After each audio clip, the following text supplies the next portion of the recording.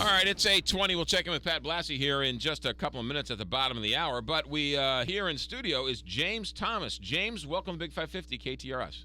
Thank you. I'm glad to be here. Let's try your microphone on and try that again. Take two. 8:20 Big 550 KTRS. James Thomas in studio. Thanks for joining us. Thanks for having the mic on. I appreciate it. You got it. Not only have to be in studio, but we also have to turn your microphone on for you. You drove there. How were the roads?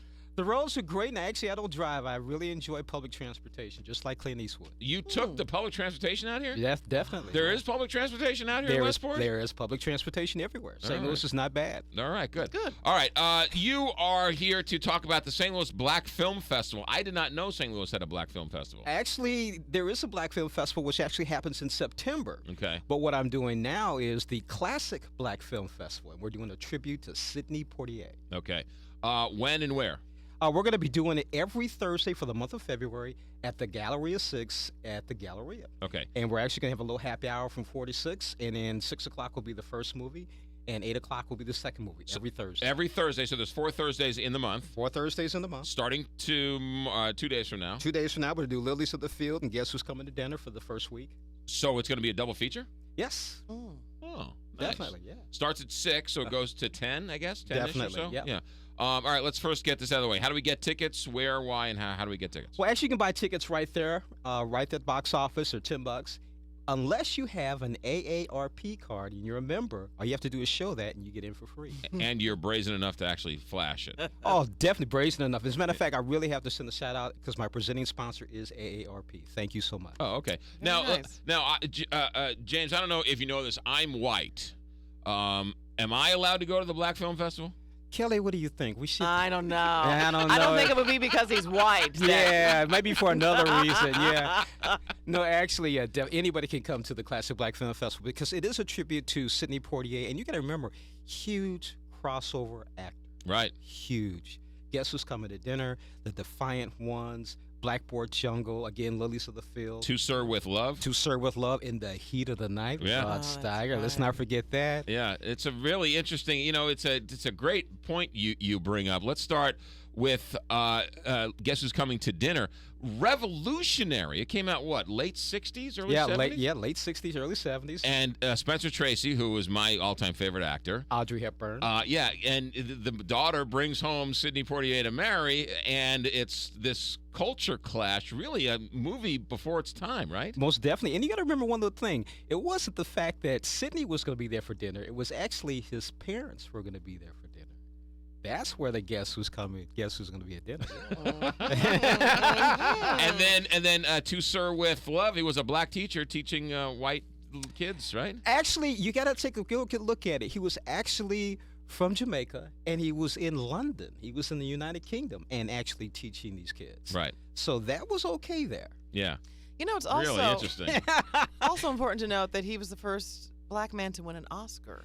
Definitely, Lilies of the Field. Yeah. I mean, he's groundbreaking in many ways. And that's the reason why we did the tribute, because there's so many African-American movies that came out this past year.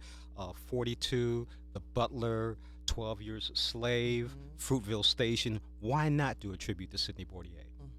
Okay, so every Thursday, Galleria, 6 o'clock, and the happy hour. Well, actually, happy hours are 4. Okay. The first movie starts at 6. So happy hour is really 2 hours. Yeah. Okay, so it's a 2-hour happy hour. Happy 2 hours. Happy 2 hours. Okay. We can get free water. We got free things to give away from the movie companies. And then, of course, our first movie is at 6. And then our second movie is at 8. Every Thursday for the month of February for Black History Month. For the list of movies, where can we go? You can actually go to Facebook, and you can go to James the Movie Man, which is my on-air name, James the Movie Man. You can also, where else can we look at it? Oh, it's in the American newspaper. Okay. And also Movie Geeks. Movie Geeks. Yeah, we are moviegeeks.com. Okay, good. Tell us about the Black Film Festival. How long has that been going on? The Black Film Festival, this will be our 3rd year doing it. It'll be in September, from September 6th through the 14th.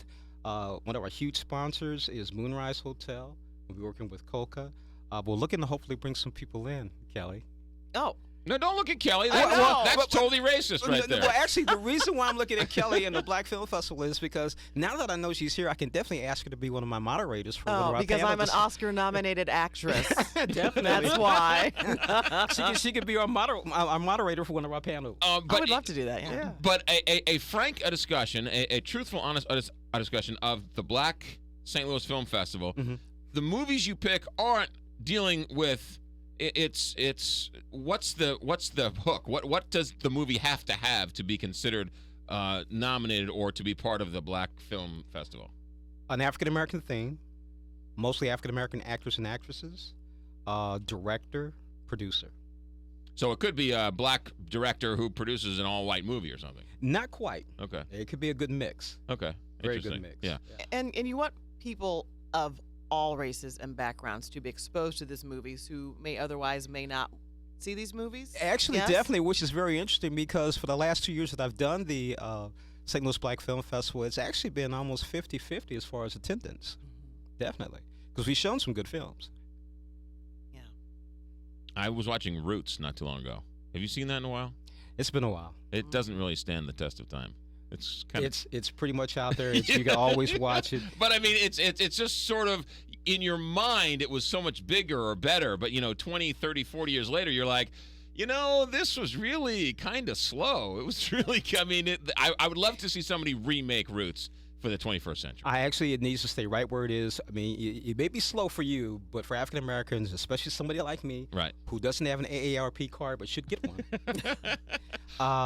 it's right on. It's just like 12 years. The Butler. When I went to go see The Butler, for the 2 hours I went to see that, it took me from age 8 to where I am today. What do you mean by that? Everything that happened, I was a part of that. Everything, the riots, Martin Luther King being killed, everything that was going on. It was just, I went to Wentworth Military Academy, 600 cadets, and out of 600 cadets, only 3 African Americans. The day Martin Luther King was assassinated in the student union, the students were cheering. Okay, but Wow. hold on a second though. So I go see 12 Years a Slave as a white man. Mm-hmm. I go see 12 Years a Slave. Now, I don't know if it affects me the same way, but it certainly affected me. It was a great movie. It was a great movie. It wouldn't affect you the way it would an African American, and especially somebody who's grown up in the 40s, 50s, 60s, and even experienced racism today. Racism is still here. It still has its ugly head out there. Well, I don't disagree with that.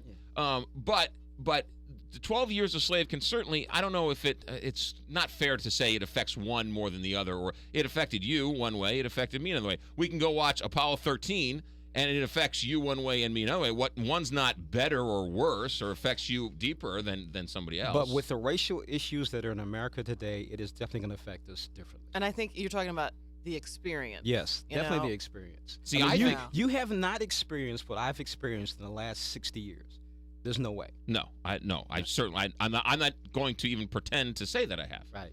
I didn't even. And know. Kelly, you've experienced even different things than me because being an African American female, it's on you even harder. Right. And even to this day. Yeah, even to this day. Right. See, I think I should moderate some of these panels. We really get into some stuff.